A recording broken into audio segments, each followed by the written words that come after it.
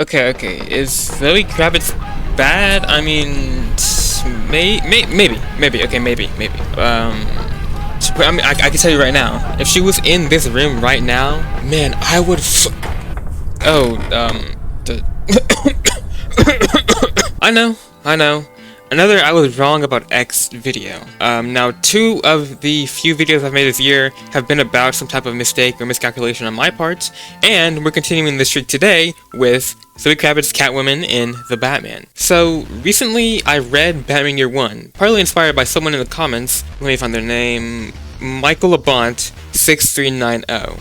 Let's just skip all this, and there we go. Like, how can you complain about the Batman movie not feeling Batman enough when you haven't read any substantial Batman story for the last 25 years? And while I disagree with most of the criticism in this comment, as all my commenters are retarded and lack any sort of intelligent thoughts, this guy did inspire me to read more Batman comics. So, I put down my copy of Yaira 2, and picked up a few iconic Batman stories I haven't read yet. The first book I decided to start my Batman pilgrimage with was Batman Year One, which is one of the books that was supposedly an inspiration to Matt Reeves when making the Batman. I'm not really sure what I was expecting, maybe that Reeves took a little inspiration from the comic, but it would be pretty different from what I saw on screen. I mean, modern comic book movie directors have gotten a pretty bad rep of not reading the source material when adapting said source material. Looking at you, insert any post-Endgame MC writer as well as every single DCEU writer. But as I was reading, I came across a panel in which Selina Kyle is first shown in this sort of soft reboot of Batman's origin, and it really did shock me. Why is Catwoman black? Year One was supposed to be a reinvention of Batman's origin after the Crisis on Infinite Earths event, which, in itself, was made to resolve the countless continuity errors that plagued DC Comics at the time. So, how would Selina be black? Did they race swap her in this kinda new continuity? No. Is Catwoman just black in the Frank Millerverse?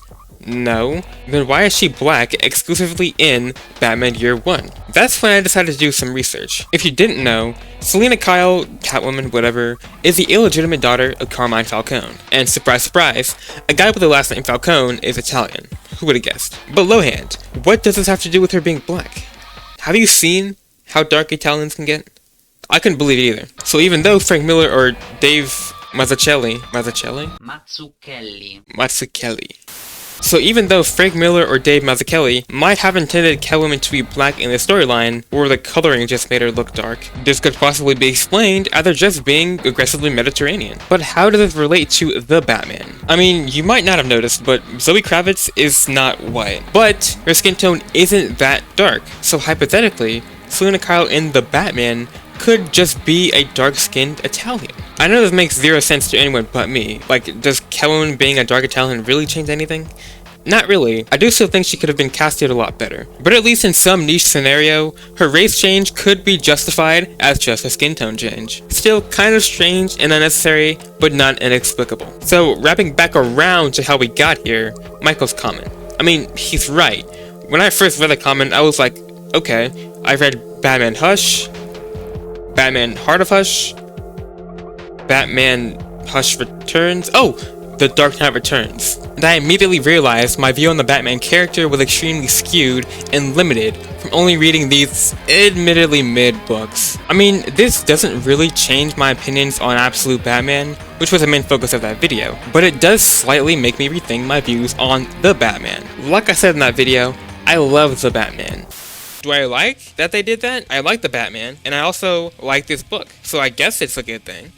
But one of my main complaints is that it didn't really feel like a Batman story. I mean, he doesn't stop the Riddler by deciphering his puzzles and stopping Gotham from being flooded. He doesn't even really defeat the Riddler.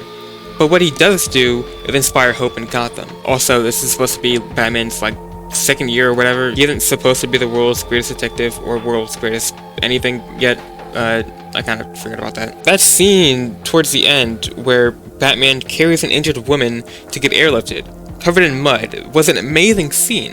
But to finally realize that this is an exact parallel to the ending of Batman Year One, where he saves James Gordon's newborn son from certain death, covered in mud, and inspiring hope in Gordon. It made me appreciate this movie on such a deeper level, and all I had to do was read one single book.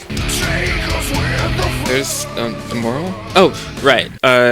If you watch a movie based on some type of source material, whether that be a book, video game, or comic, it's probably a good idea to engage with that original media, if possible, or at least get familiar with it enough to where you can get a deep understanding of the original's purpose and the creator's vision. That way, a bad decision made in the adaptation can now be seen as a purposeful element that makes sense in the greater context of the original. Yeah, the adapters, the one who adapts the media, No, I am the one who knocks. should do a good job of taking the original source material and, well, adapting it for a new media form. But some mistakes made by this individual could get a newfound appreciation with knowledge on the source material. TLDR, read comics. You've been watching Lowhand, I've been Lowhand, and you will never be free.